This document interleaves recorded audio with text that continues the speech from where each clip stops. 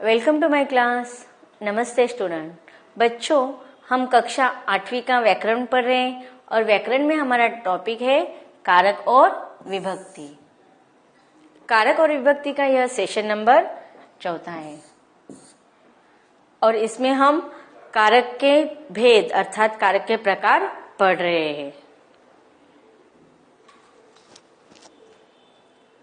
इसके पहले भागों में हमने कारक किसे कहते हैं, फिर अलग अलग उदाहरणों के द्वारा कारक के अलग अलग प्रकारों को हमने विस्तार के साथ पढ़ा। अब तक हमने कारक के कौन कौन से प्रकार देखे हैं? कर्ता कारक, कर्म कारक, करण कारक, संप्रदान कारक, अपादान कारक। इन कारक के 5 भेदों को हमने विस्तार के साथ, उदाहरणों के साथ और उसके विभक्ति चिन्ह कौन से होते हैं यह विस्तार से हमने पढ़ लिए है। अब अगले जो कारक के प्रकार है, संबंध कारक, अधिकरण कारक और संबोधन कारक, इनको हम विस्तार के साथ पढ़ते हैं।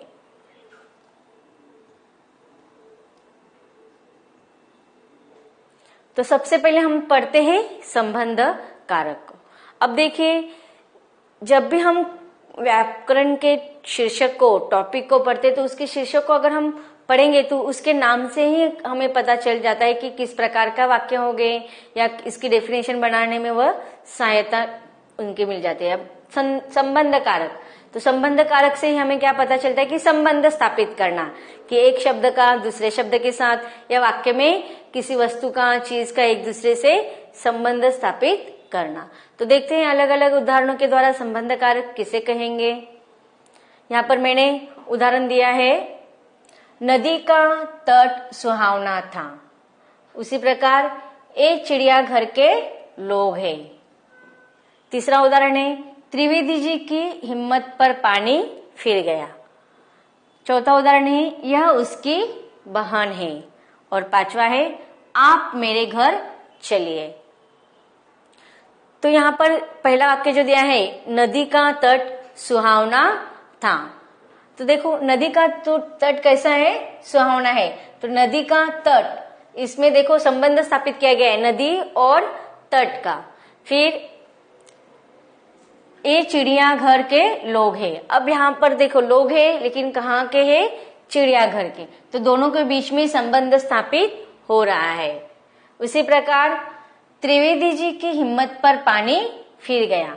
अब किसकी हिम्मत पर पानी फिर गया, यह प्रश्न अगर मैं पूछती हूँ तो उसका उत्तर क्या होगा?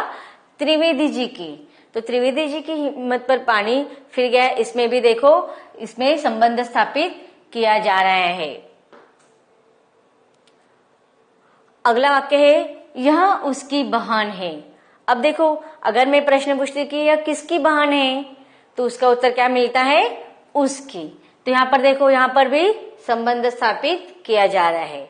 उसी प्रकार आप मेरे घर चलिए। तो देखो, आप किसके घर चलिए या किसके घर चलेंगे, ऐसा प्रश्न पूछा जाता है तो उत्तर क्या आता है? मेरे। तो इस प्रकार नदी का तट से, चिड़ियाघर का लोग से, त्रिवेदी जी का हिम्मत से और वह का बहन से, तथा मेरे का क्या होगा? सर्वनाम मैं का घर से संबंध प्रकट हो रहा है और इसलिए ये जो रेखांकित किए गए शब्द है, नदी का, चिड़ियाघर के, त्रिवेदी जी का, उसकी और मेरे, यह शब्द को हम क्या कहेंगे? संबंध कारक। कि इसमें हमें संबंध का बोध हो रहा है। अब देखिए, इसमें कौन से प्रत्यय का प्रयोग किया गया है? नदी का। अब इसमें का, चिड़ियाघर के, फिर त्रिवेदी जी की, यह उसकी, और मेरे, इसमें कारक है, संबंध कारक तो है लेकिन इसमें विभक्ति का प्रयोग नहीं किया गया है। तो इस प्रकार संबंध कारक की विभक्तियां कौन कौन सी होंगी? का, के और की। तो वाक्य में हमेशा का, के और की यह विभक्ति रहेगी, तो वह कारक का कौन सा प्रकार होगा? संबंध कारक। और का, के, की इन शब्दों के द्वारा वाक्य में हमेशा किसी के द्वारा किसी का संबंध दर्शाया जाएगा। तो इसलिए इन वाक्यों में नदी का यह संबंध कारक है, लेकिन विभक्ति कौन सा है? का। उसी प्रकार चिड़ियाघर के, यह क्या है?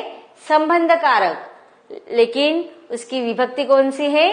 के। देखो यहाँ पर मैं आपको दो विभक्ति का प्रकार और विभक्ति, कारक का प्रकार और विभक्ति, यह आपको दोनों में बता रही है, क्योंकि आपको प्रश्न दोनों प्रकार से पूछे जा सकते हैं।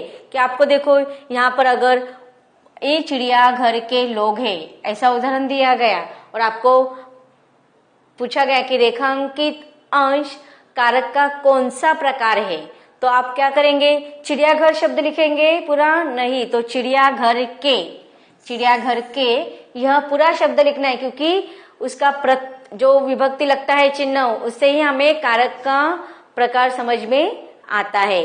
तो इसलिए चिड़ियाघर के, यह क्या है? संबंध कारक, और उसकी विभक्ति कौन सी है? के। उसी प्रकार त्रिवेदी जी की, यह क्या है? संबंध कारक, और उसकी विभक्ति कौन सी है? की।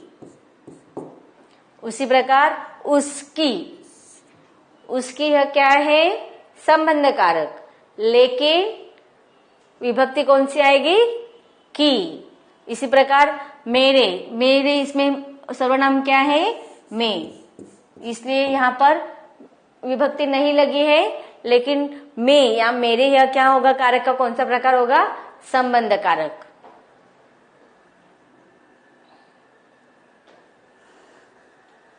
अब देखते हैं कि संबंध कारक की विभक्तियां का, की, के तथा मेरा, मेरी और रे, ए है। जब आप सर्वनाम होता है तो सर्वनाम के साथ मेरा, मेरी और मेरे। अब देखिए मैंने क्या कहा था आपको कि का, की और के यह संबंध कारक की विभक्तियां है, लेकिन जब सर्वनाम आएगा तो सर्वनाम के साथ हमेशा रा, री और रे यह विभक्तियां होगी, संबंध कारक होगी। लेकिन यह विभक्तियां देखो, क्या, की, के यह सर्वनाम या शब्द से अलग लिखी जाती है, लेकिन रा, री, रे यह विभक्तियां अलग नहीं लिखी जाती, वह सर्वनाम के साथ जोड़कर या जुड़कर ही लिखी जाती है। जैसे कि देखो यहाँ पर मैंने उदाहरण दिया है, संज्ञा राम का, लड़के ने। फिर सर्वनाम के साथ देखो उसका, उसने, मेरा, मेरी, हमारे आदि हुआ है, आदि का प्रयोग हुआ है, तो सर्वनाम के साथ ही जुड़कर आते हैं। तो रा, री, रे या विभक्ति का प्रयोग केवल सर्वनामों के साथ ही होता है। तो रा, री, रे विभक्तियों का प्रयोग केवल सर्वनामों के साथ ही होता है। तो संबंध कारक की विभक्तियां कौन सी है? का, की, के तथा रा, री, रे, लेकिन सर्वनामों के साथ जुड़कर। तो अब हम संबंध कारक की डेफिनेशन देखते हैं।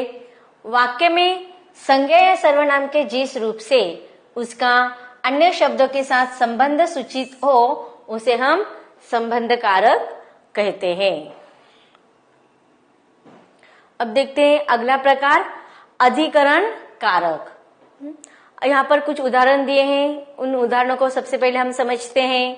पहला उदाहरण है कि शादीराम के हृदय में शांति न थी।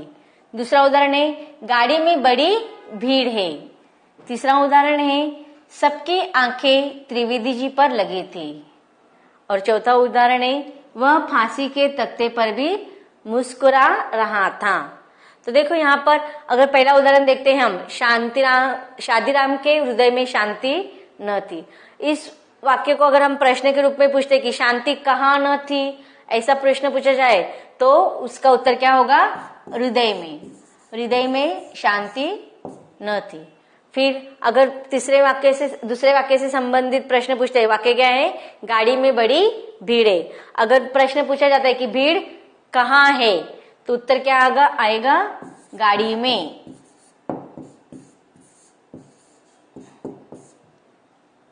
इसके इसी प्रकार तीसरा उदाहरण है, सबकी आंखें त्रिवेदी जी पर लगी थी। तो प्रश्न पूछा जा सकता है कि सबकी आंखें किस पर लगी थी, तो हमें क्या उत्तर मिल रहा है, त्रिवेदी जी पर।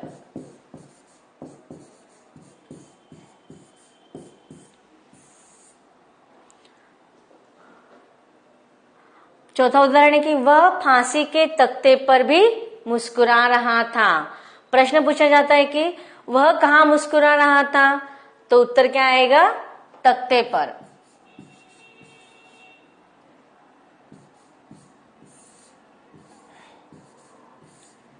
तो इस प्रकार हृदय में, गाड़ी में, त्रिवेदी जी पर, तख्ते पर, यह शब्द क्या है, अधिकरण कारक है।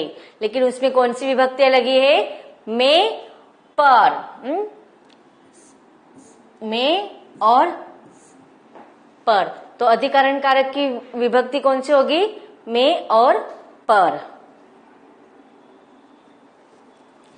तो जो हमने उदाहरण पढ़े उन उदाहरणों में देखते हैं कि हृदय में, गाड़ी में, त्रिवेदी जी पर, तख्ते पर, जो प्रश्न हमने पूछे थे उसका जो उत्तर मिला हमें, तो हृदय में, गाड़ी में, त्रिवेदी जी पर और तख्ते पर, यह इससे हमें क्या हो रहा है कि वह क्रिया के आधार का बोध करा रहे हैं। हमें किसका बोध करा रहे हैं, कि क्रिया के आधार का।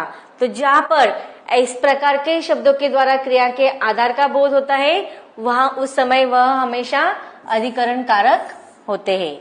तो अधिकरण कारक की विभक्ति चिन्ह कौन से होंगे, में और पर।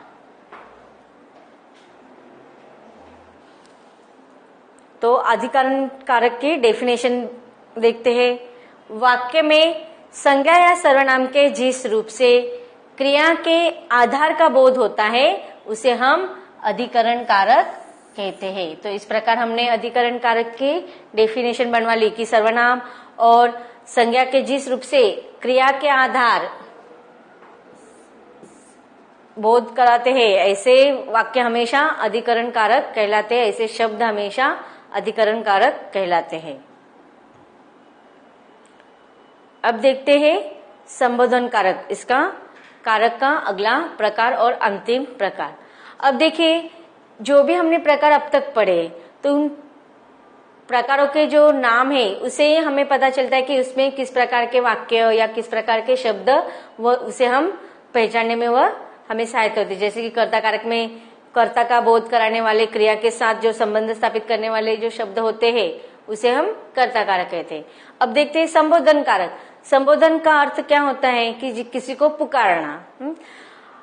अभी जितने भी हमने प्रकार देखे उस प्रकारों में सब कारक या उसकी विभक्तियां वाक्य के बीच में होते हैं, लेकिन संबोधन कारक हमेशा वाक्य के शुरुआत में ही आती है। जैसे कि देखो यहाँ पर मैंने अलग अलग वाक्य लिखे हुए हैं। बेटा मेरी एक बात मानना, इसमें भी देखो बेटा शब्द है। दूसरा है हे भगवान पता नहीं अब क्या होगा, इसमें भी देखिए हे भगवान।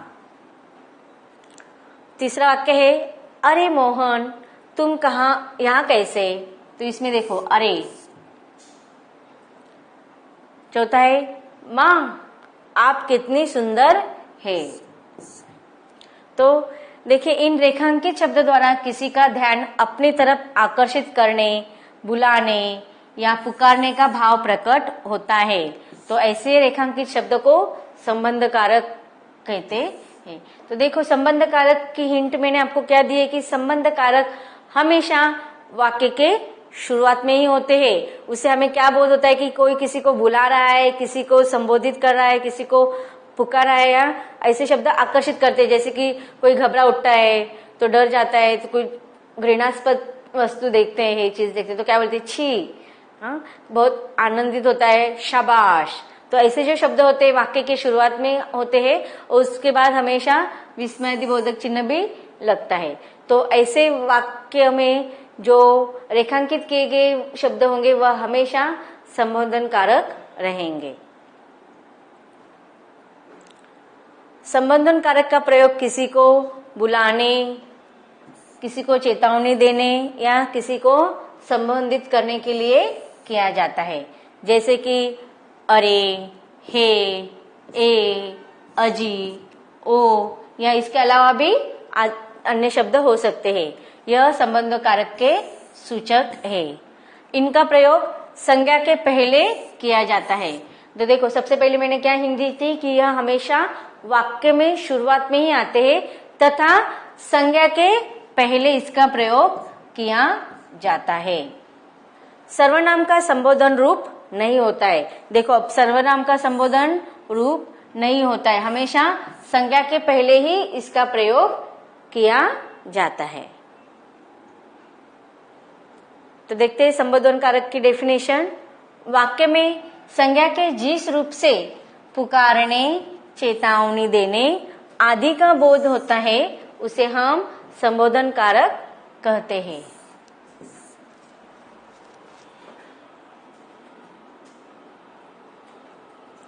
तो बच्चों, इस प्रकार हमने संबोधन कारक का जो अंतिम उदाहरण के साथ, डेफिनेशन के साथ हमने कारक का प्रकार देख लिया है। तो इस प्रकार हमने अलग अलग कारक के 8 प्रकार देखे उदाहरणों के साथ, और उनकी विभक्ति कैसी होती है, विभक्ति चिन्ह कौन से होते हैं तथा कारक विभक्ति किसे कहते हैं, यह हमने विस्तार के साथ पढ़ लिया है। अब देखते हैं कारक तथा उनकी विभक्ति चिन्ह। विभक्ति चिन्ह को ही हम क्या कहेंगे, पर्सन। तो इस प्रकार हमने कर्ता कारक की चिन्ह कौन सा देखा था, ने। कर्म कारक की को, करण कारक के से, के साथ और के द्वारा, संप्रदान कारक की के लिए, को। हमें क्या याद रखना है, इसके विभक्ति चिन्ह याद रखना है। कौन से कारक की विभक्ति चिन्ह कौन से है, आपको पूछा जाता है प्रश्न में। फिर अपादान कारक की से तथा पृथक में भी, अलगाव में भी लिखा जाता है। फिर संबंध कारक का, के और की। अधिकरण कारक के विभक्ति चिन्ह कौन से हैं, में और पर। संबोधन कारक के हे, अरे या ऐसे कोई शब्द जैसे शाबाश, ये शब्द भी हो सकते हैं।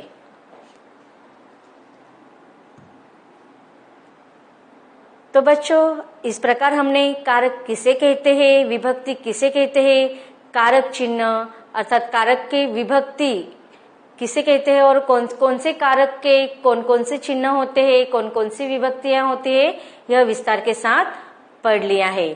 तो हमारा कारक और उस विभक्तियां तथा कारक के प्रकार, यह व्याकरण का टॉपिक यहीं पर खत्म होता है। अब मिलेंगे एक नए व्याकरण के टॉपिक के साथ इसके अगले भाग में। धन्यवाद।